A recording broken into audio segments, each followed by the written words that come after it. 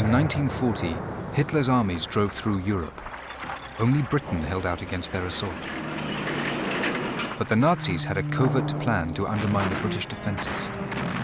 In a concentration camp north of Berlin, a secret weapon was rolling off the production lines. Its purpose? To strike silently and stealthily at the heart of the British Empire and invade every aspect of daily life. It was a weapon made of paper.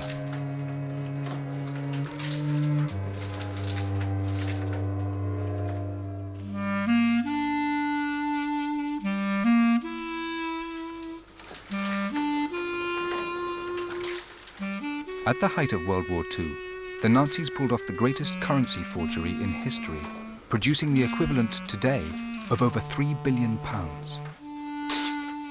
The original plan was to produce very large amounts of British paper currency and drop it over Britain. Some of the more honest members of the public would maybe have handed them into banks or police stations, but generally the Germans were banking on the idea that they wouldn't, and it would cause huge inflation and totally destabilise the currency and the British government. Hitler personally authorised the plan to flood Britain with fake currency, cause massive inflation, and wreck the British war effort. To produce these forgeries, the Germans relied on a unique national resource. The Nazis had interred millions of Jews in concentration camps across Middle Europe. They gave the Third Reich a vast source of slave labor. And for a secret operation, they had one great advantage. When it was over, they could be killed. The head of the camp said to us, you should know here you're in Germany, that's not in France, here you work hard, and if you don't work, we send you to a place, you go into the gate and come out of the chimney. The SS systematically trawled the camps for men with skills that could be used for counterfeiting. These men were living in terror, their lives forfeit to Hitler's final solution, witness to the daily violence and degradation of the camps. And then I said, what's going on? Everyone stood and just stared.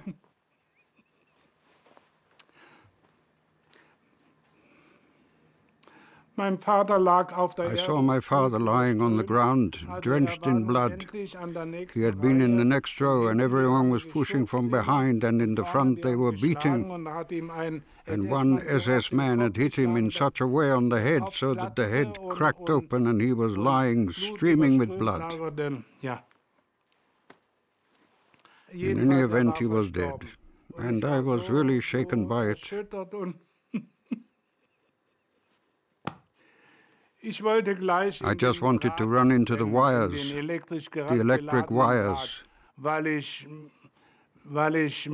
I blamed myself because I should have looked after my father better. But Jack Plappler was to be rescued by an unlikely savior, an SS major or Sturmbannführer called Bernhard Kruger. A specialist in forging passports and other documents, this was the man who would give his name to the secret operation to wreck the British economy.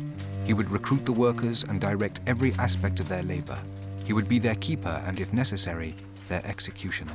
Kruger was as far removed from the Nazi ideal as you could possibly get.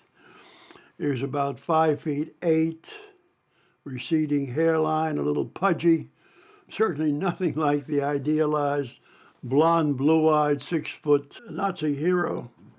Sturmbannführer Kruger was a double-faced man. His appearance was distinguished, civil, well-mannered. However, his other side was a very devoted SS, a high-ranking SS, I would even say a murderer with a smile. Ruthless and energetic, Kruger set out to make Operation Bernhard the deadliest weapon in the Nazi armory. But there was a more personal motive for his labors. Let's face it, he was very practical. This is one way of not being sent to the Russian front, which is murderous. So as long as he had this, he was safe. Kruger's main source of recruits was Auschwitz, the most notorious death camp in the Third Reich. Over the course of the war, 2 million prisoners would die here. Paul Londo was one of those paraded before the Nazi physician who made the selection for the gas chambers. It was very cold. We were told to undress entirely from striped clothes. And as we passed in front of that physician, from time to time, picked up the arm and he asked you to show the number. And when your number was taken, you knew it means you were going to be gassed.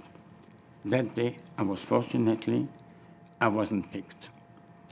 And 2,000 Jews were chosen to be gassed.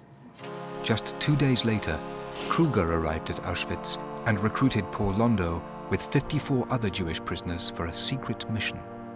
We were assembled and took the train.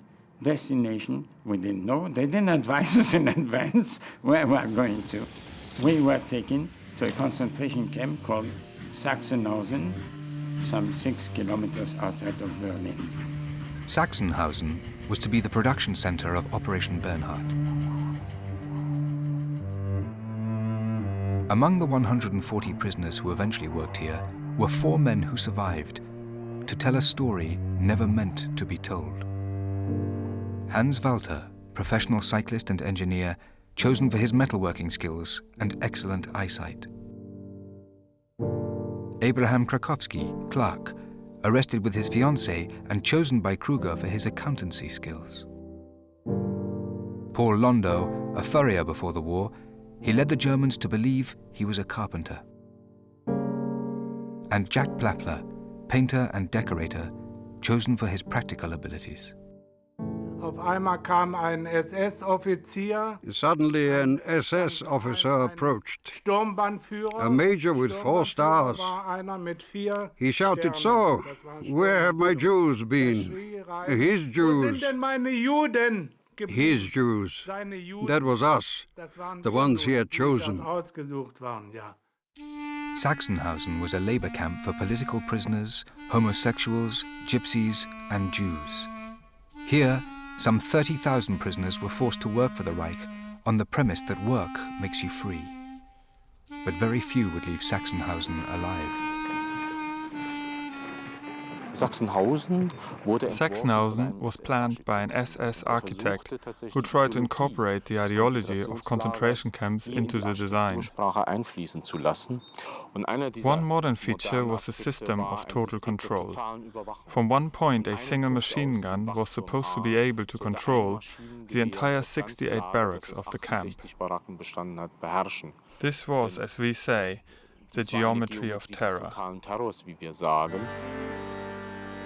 The Operation Bernhard recruits were isolated from the other prisoners in 2 separate blocks, a prison within a prison. Barbed wire was extended around our block and not in communication with anybody else in the camp. We knew from the beginning something suspicious there, but we coming from Auschwitz had nothing to lose. You could not see inside the barracks, because the windows were whitened. So you could look out of the windows, but from outside you couldn't see what was happening within. None of the 140 prisoners were recorded at the camp's registry office. It was as if they had disappeared inside the camp. The barracks looked just like the others, only with the slight difference that there were printing machines inside. And there was a guarded cordon to make sure that we did not get out or approach the fence where we could have spoken to the other prisoners, because they were certainly curious to know what was going on inside here. Before revealing their new role in the Nazi war effort, Kruger made the alternative perfectly clear. If you don't do the job, he told us it was a secret job, we had to be eliminated, shut outside, and he don't do the job, but he got people to do it for him. So nobody of us 60 people that came from Auschwitz put his hand up and said he wouldn't do the job, but he assigned us to. So we took the job. Bernhard Kruger spoke to us. Well, comrades. Suddenly we were comrades. You have been chosen. We have something in mind for you. You are all specialists, good printers, good engravers. You are to work on these printing machines. And then we were given these printing plates from Berlin. And we printed British pound notes. Kruger had set these men a challenge: make forgeries that will fool the Bank of England or die. Like it or not, the Jewish prisoners were now helping Kruger to produce the secret weapon that the SS believed would wreck the British war effort. And when the job was done, they would be shot. If we didn't cooperate, we knew it was our end. So we were better treated than in Auschwitz, for sure.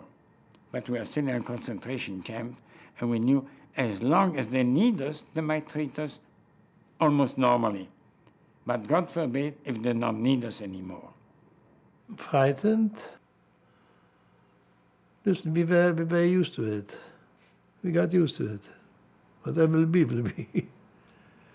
But I never lost hope. Never lost hope. Since the first day I was in a camp in Germany, I heard prisoners saying, I would like to live 1 hour longer than the Germans and see their defeat. I don't care if I die.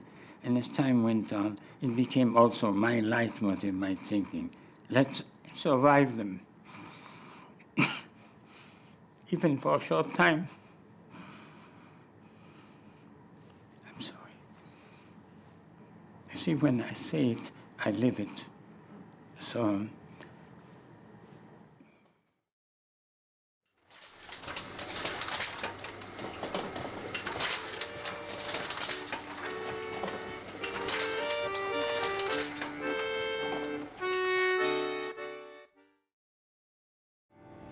the Bank of England.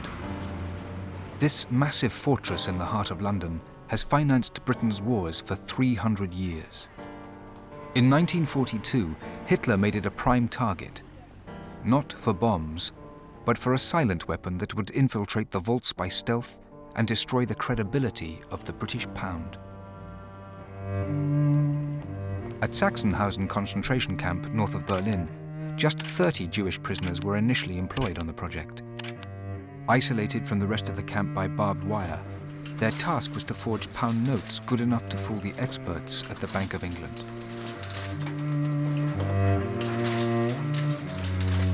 Forgery had never really been a problem. The bank was a little bit complacent about the design of its notes and the production of them. They were printed on one side only, in black ink. It was beautifully handmade paper, a very attractive watermark in it, but technologically a very simple note. And as we know, at the time it wasn't too difficult to forge quite successfully.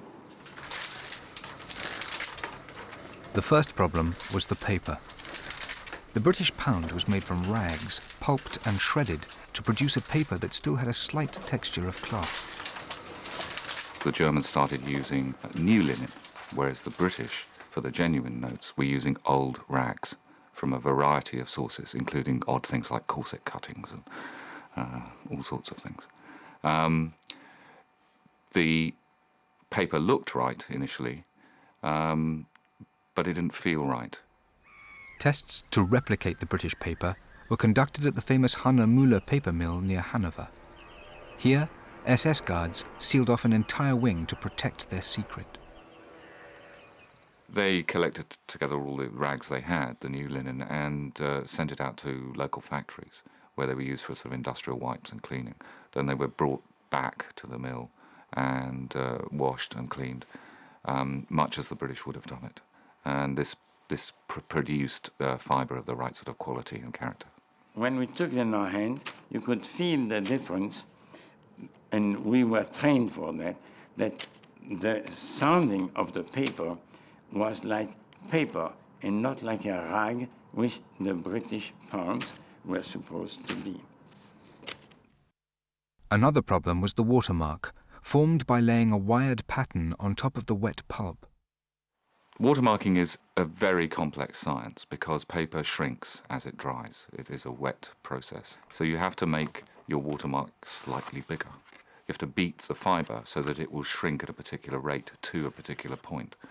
You have to be able to consistently make the paper shrink to exactly the right size so that the watermark itself, all of this, relates and registers correctly with the printing. In the German paper, the watermark is more noticeable in ordinary light, and that's one of the most obvious giveaways. From Honnemüller, the watermarked paper was sent direct to Sachsenhausen for printing. Jack Plappler was one of the first group of prisoners to be employed here.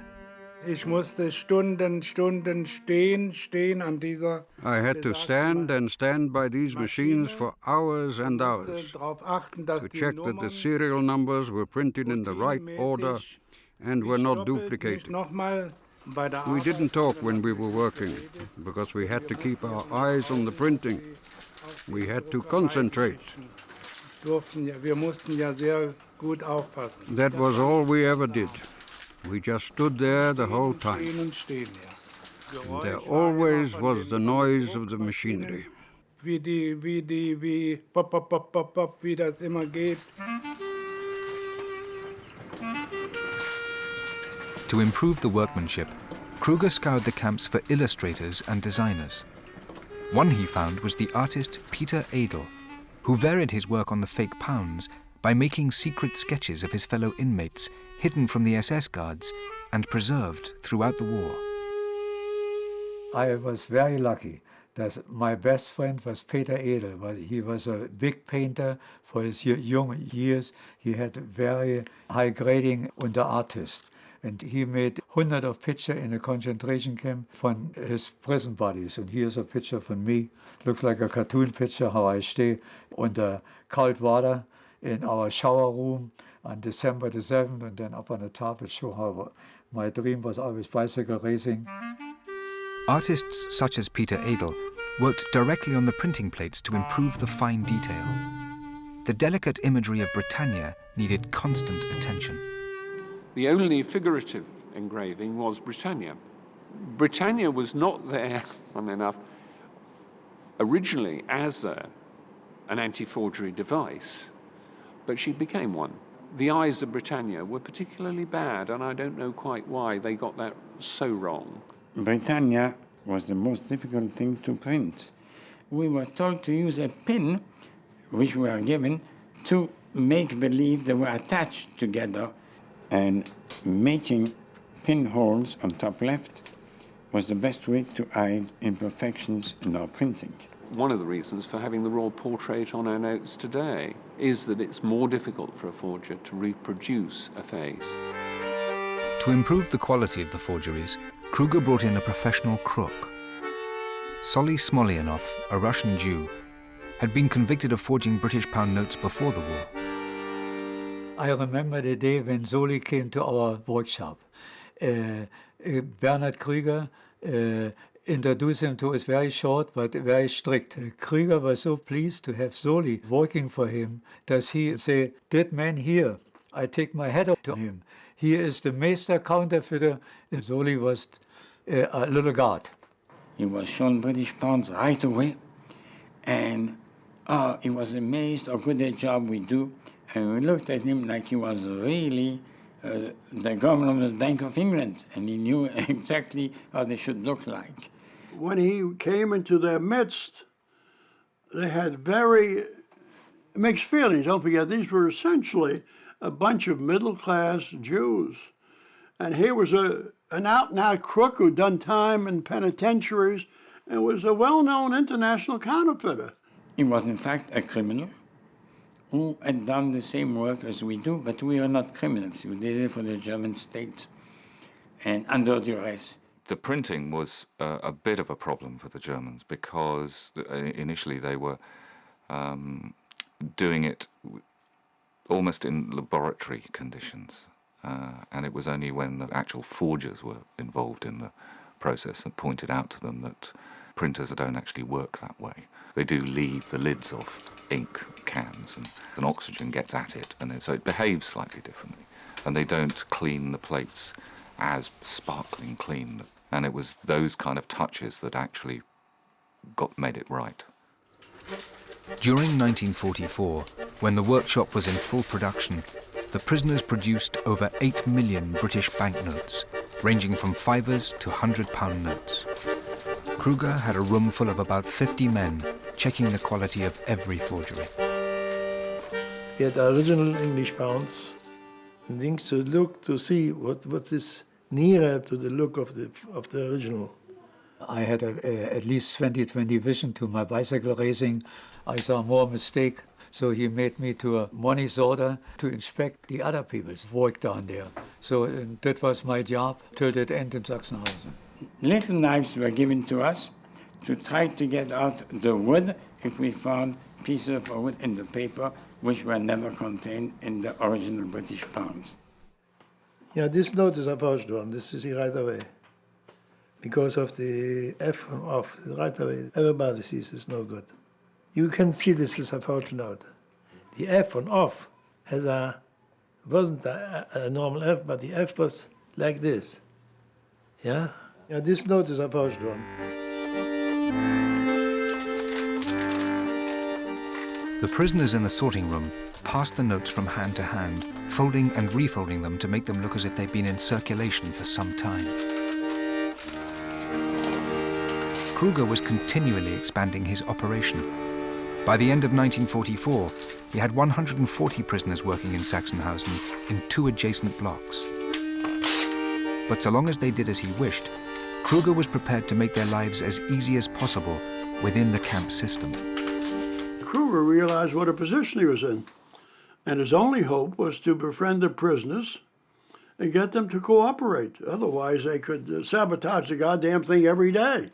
We must admit that we did a fair good job in collaborating with the Germans against our will. Everybody was almost proud of that job, what he do. Sorting the money out or printing the money. Nobody would make a bad job, so there was no sabotage. My impression of Kruger, first of all, was surprising. He never said to us, you Jew and so on. He spoke on a normal way. I must admit that. I don't know if he killed other Jews outside who ordered killing, but with us, he wanted cooperation, and he got it, and with no alternative. The guards at Sachsenhausen were notoriously brutal. There were daily hangings, floggings, and casual executions. But in blocks 18 and 19, prisoners and guards had a very different relationship, more akin to workers and foremen. And on Saturday nights, there was cabaret. When the SS asked for entertainment, it was on Saturday night, and those of us who were capable had to comply with it. So Van Kruger had foreseen that, and he also took to Sachsenhausen some musicians, like Hans Blas, for instance. He gave him an accordion. And then we arranged these evenings. We would stand on the most expensive stage in the world. We always used to say that. We stood on the wooden crates inside of which lay the pound notes. When Hans Blas plays with the accordion, known German, Austrian songs, people automatically got into it and sang with them. The SS, of course, were privileged. We were not the same category as the SS. They had reserved seats in front, and we were allowed to sit in, and the music gets you involved, and I must admit, we even enjoyed it, and we had a laugh there. But it was always somebody says, when we might have a laugh, and if we have one.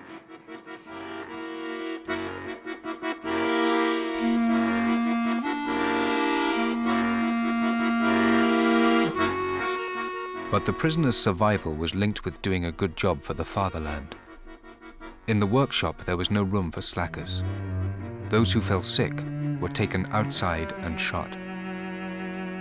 It happened to a young very nice boy by the name of Sukenik. He took sick and he was murdered because they couldn't take him outside to be treated in case he would talk about what we do. Always there was the knowledge that they were entirely at the mercy of the SS. We were always scared in Sachsenhausen. As long as Sturmbannführer Kruger needs us, we hoped we'll stay alive. But once he doesn't need us, it's finished with our life. And they said it to us openly. Das war unser größte Problem. That was our greatest problem and worry. That they would do us in, kill us at once, because we knew such great secrets. Under the constant threat of execution, the prisoners eventually succeeded in producing near-perfect forgeries. These are some of the best ever done. There were 4 grades. They graded these notes to 4 qualities, and grade 1 are extraordinary. They are very, very close indeed. Grade 2 are pretty good, in fact, probably better than any of the forgeries you see of banknotes these days. Ihr Engländer, die waren so gut You English, Bank of England, they were so well made that even the Bank of England thought they were genuine. Das mal vor. Ja? Imagine, should I be proud of that? Die Bank of England, The Bank of England thought they were genuine. Ja. Good enough to fool the Bank of England, the Bernhard forgeries would certainly have deceived the man on the street. And by 1943, the Germans could have swamped Britain with millions of high-quality forgeries. But the order never came. Why didn't the Germans drop the forged Bank of England notes over Britain? I'm really not sure. Big mistake, you could say. In fact, the SS had come up with what they considered to be a better plan, a plan that would dramatically increase their iron grip on Europe and make some of them very rich. By 1943, the Jewish prisoners working on Operation Bernhard had produced millions of fake British banknotes, but they could only guess what happened to them when they left the secret workshop. In fact, every month the fakes were taken 800 miles under armed guard to a castle in the Italian Alps. Schloss Labers, overlooking the resort town of Merano, was the distribution center for the fake Bernhard millions and the headquarters of the man charged with the operation, a financial wheeler dealer called Friedrich Schwend. He was a very shrewd businessman, and he came with the idea that you can use the money and instead of giving it away. Friedrich Schwend was ideally placed to put his idea into practice. A Nazi opportunist with important contacts in both the SS and the criminal underworld, he was a man who knew the value of money, especially if he had people to make it for him. He persuaded his high-ranking Nazi contacts to use the Bernhard millions not to wreck the British economy, but to bankroll the German war effort. They didn't have enough money to buy materials. They were very crucial for their economy for the war. You had to have foreign currency. So he offered another possibility of laundering this money, using it to buy with it different kind of goods, all kind of goods, and then with these goods, then selling them again for real money. In 1943, Hitler's armies were in retreat and the fortunes of the Reich in terminal decline. The German mark was worth only 1/40th of the British pound, and unlike sterling, it was not recognized as an international currency. But the fake pounds at Schloss Labers could be used to buy vital war supplies for the Reich. And for every counterfeit pound he laundered, Schwend and his agents took 33.33%. Friedrich Schwend, on one hand, was a convinced Nazi, but on the other hand, he also worked together with Jewish people. Many of his agents were of Jewish origin, and he tried to do everything to protect them. In order to launder the money, once he got the green light, he contacted people who he obviously had known beforehand, people with international connection in different kind of criminal activity. Part of them were respectable bankers, because you have to be kind of talented in order to convince people to trust you. Before the war, Schloss Labers, Schwend's heavily guarded distribution center, had been a luxury hotel run by the grandfather of the present owner, Jörg Stapf. My grandfather had to give it to the SS as a headquarter for them. We know that all the money was kept inside in different places and stored, like not the same way as in the Bank of England, most probably, but I will show you where. This is one of the storerooms, and we still use it, but at that times, you can imagine, with all the money stored, it looked another sort of way. The whole property was very close protected. There was an SS guard, and the SS guard would shoot anybody, especially at night, who would come here without notice. One day they shoot a person near the castle. It was a farmer who got too close to the castle and didn't explain himself, so he was shot. Schwend was having a good war.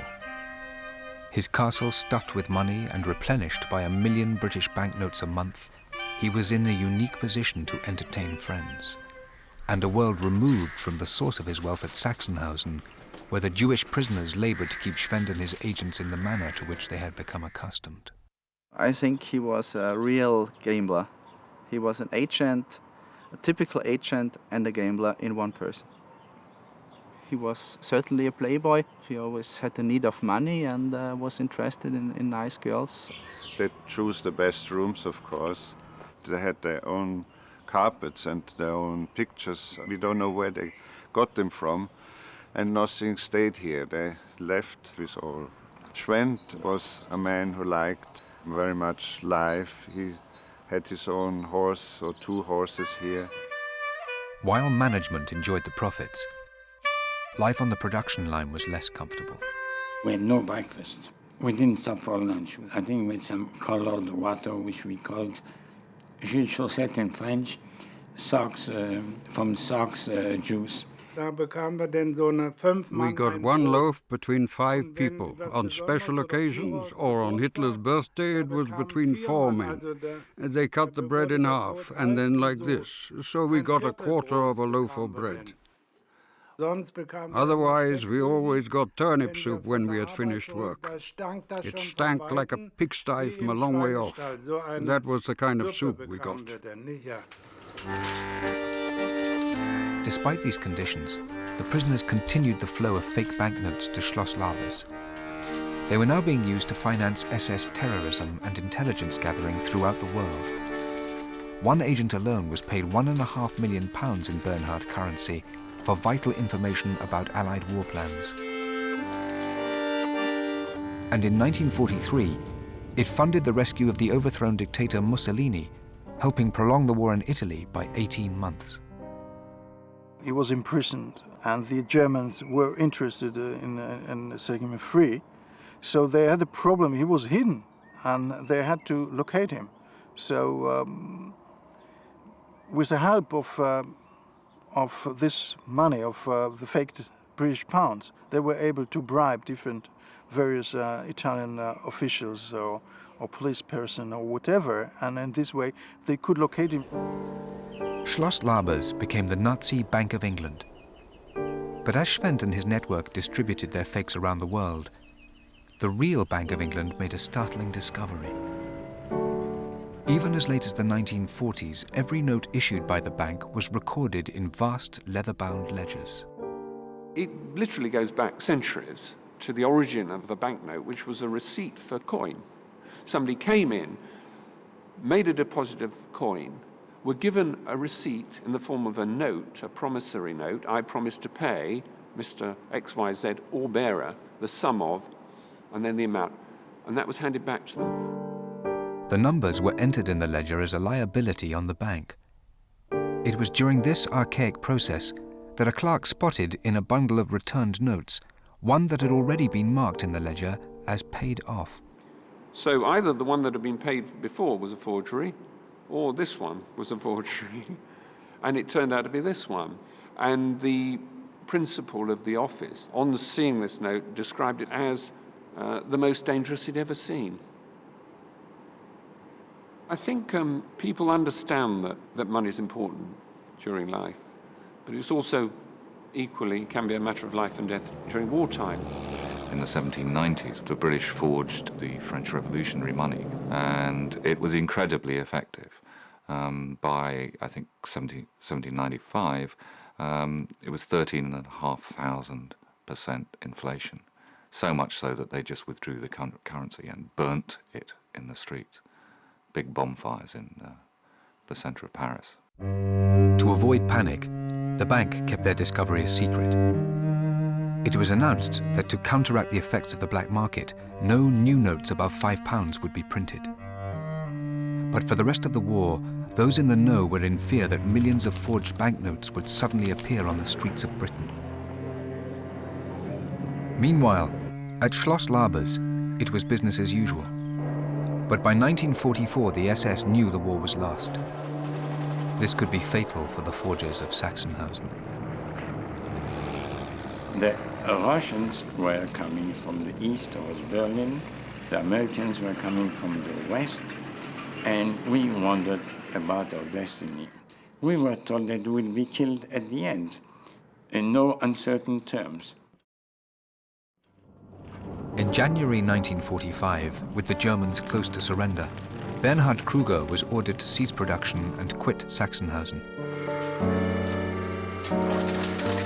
The men and their equipment were loaded onto a train and sent far to the south.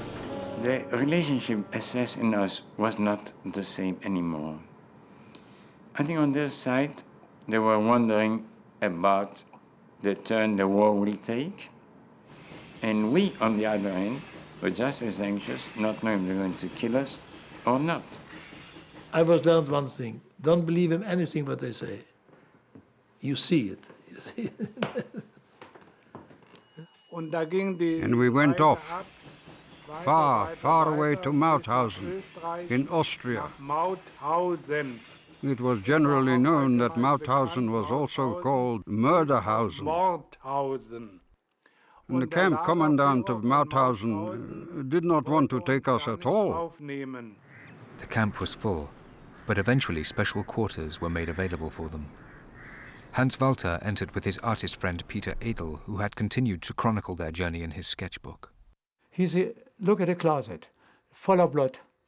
So hand marks. He said, put your hand on there, you can manage it. He said, it's still wet. I said, no, I don't put my hand on a wet, it is blood. I see nothing but bullet holes. The barracks had been cleared for Kruger's men by killing the previous inmates. Our Gestapo guards, they say, we had nothing to do with it. We need a sleeping area. And they killed the people years before you came in. Knowing this could be their own death chamber, the secret forgers awaited the decision of their SS masters. Abandoned by Kruger and isolated from the other prisoners at Mauthausen, the Bernhard forgers knew time was running out. We were really in limbo. We didn't know if this means life or death for us. And so we were pleased when our leader turned up one day, Kruger, and said they now wanted to take us to Redl-Zipf. That was a sort of satellite camp of Mauthausen. We wound up in a small place, Redl-Zipf, where there were mountains and tunnels in the mountains which were bomb-proof. The SS planned to continue Operation Bernhard from fortified tunnels under the Austrian Alps. And then we had to start assembling the machines again. And so we were very happy about this, because we thought they still needed us a little bit, and they would therefore not do us in. We started digging and making the foundation to support our heavy equipment, printing, and so on. And after we had made the foundations, another order came.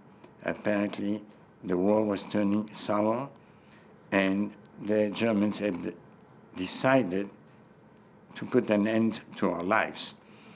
And then Major Kruger turned up again with his escort and said, "Stop, no more. The war has come to a point where it is nearly at an end. We are now stopping." Then we had to set fire to the crates, the ones containing the pound notes. The prisoners were left with their SS guards. Kruger disappeared, and so did most of the money. In the final days of the war, Ida Weissenbacher was living on her family farm near Lake Toplitz in the Austrian mountains. At 5 a.m., 2 SS men came and knocked at the door. I got up with my grandfather and went outside. "Hitch up your horses," they called out, "because we need carts at Lake Toplitz." Ida and her neighbors were ordered to help the SS cart 70 heavy crates to the lake. As I got there, I saw that they were out there on the lake with a raft on which there were boxes. They were really panicking, it seemed. And they threw them into the lake. I said to the SS man sitting next to me, "Why do they throw them into the lake?" He didn't know. Me neither.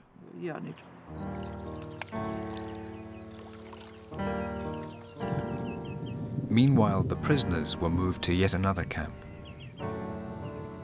You could see our SS became very nervous.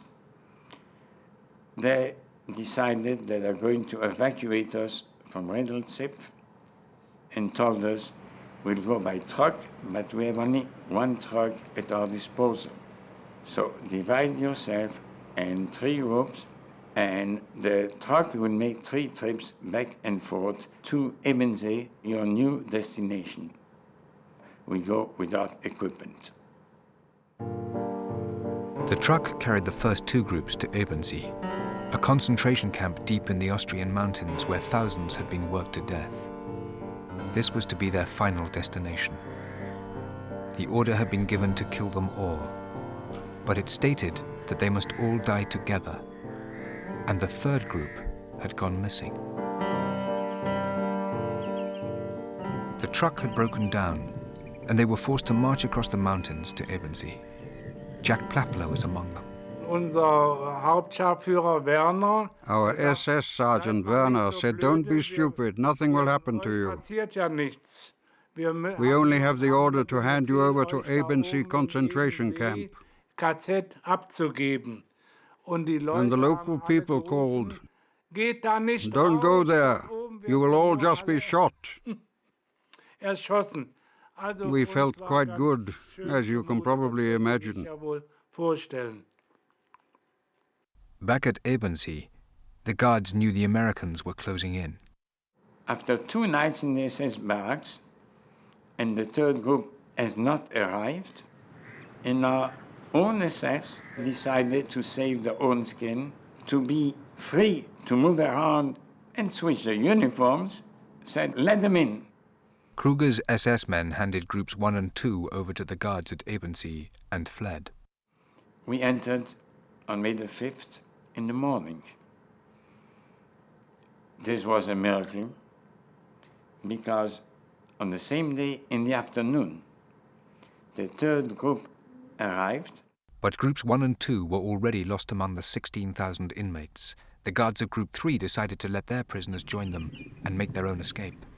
Thanks to the precise order that the groups must die together, they had all survived.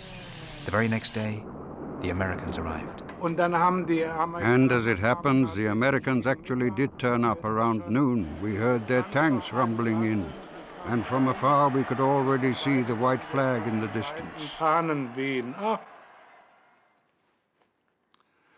The war was really at an end. We had survived it. With the war lost, Schwend and his agents looked to their own survival, and the Bernhard millions still had a part to play. At the end of the war, Schwend took precautions enough, first of all, to get a false identity, including a card saying that he is working for the International Red Cross. He understood that it's getting too hot here to stay in Europe, and he decided to go away from Europe like other Nazis to South America. The Bernhard pounds were crucial for financing the flight of the Nazis. We have some evidence that this money helped to convince American agents, Italian partisans, to work with Schwend and his group for, let's say, a better future for these Nazis. As an SS officer, Bernhard Kruger was imprisoned by the Allies for 3 years and spent part of that time helping the French Secret Service forge documents and passports. In the mid-1950s, he was brought before a denazification court. Some of his former prisoners spoke in his defense. He was very good to us, but as for anything else that he may have done wrong, I couldn't say.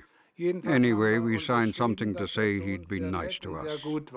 He was a savior. He saved a lot. Admittedly, it was done for personal reasons too, but unquestionably, he had saved the lives of all those prisoners. No question about it. The money too survived, some hidden in Swiss bank accounts, the rest in the waters of Lake Toplitz, where most of it was recovered by divers in 1959. Afterwards, one of the men who recovered the boxes from the lake gave me a few pound notes as a souvenir for my help. Had the SS stuck to their original plan, this money might have changed the course of the war. Instead, just a few notes remain as collector's items, souvenirs of the Nazi plan to destroy the Bank of England. As for the plotters, Friedrich Schwend escaped to Peru. He died in 1980. Bernhard Kruger took a mundane desk job at the Hanemüller paper mill, which had once supplied the paper for Operation Bernhard. He died in 1989. After the war, Jack Plappler eventually settled in Berlin running his own decorating company. He still lives there. I was going to be an opera singer, but our dear Führer had other plans for me. Abraham Krakowski emigrated to New York. He is still married to the fiancée he thought he lost in Auschwitz. Hans Walter moved to America, settling in Ohio, where he now lives with his son and daughter. His friend, the artist and writer Peter Edel, died in Berlin in 1983. His drawings still bear witness to what he saw in Sachsenhausen. Paul Landau returned to Paris but eventually left France. He now lives in Montreal with his wife and his memories. Without these men, all that would remain of Operation Bernhard would be scraps of paper and theories on what might have been. The real value of the forged millions is that these men survived. Yes, miracles happen. We were supposed to be murdered by the Nazis, and we survived by a miracle.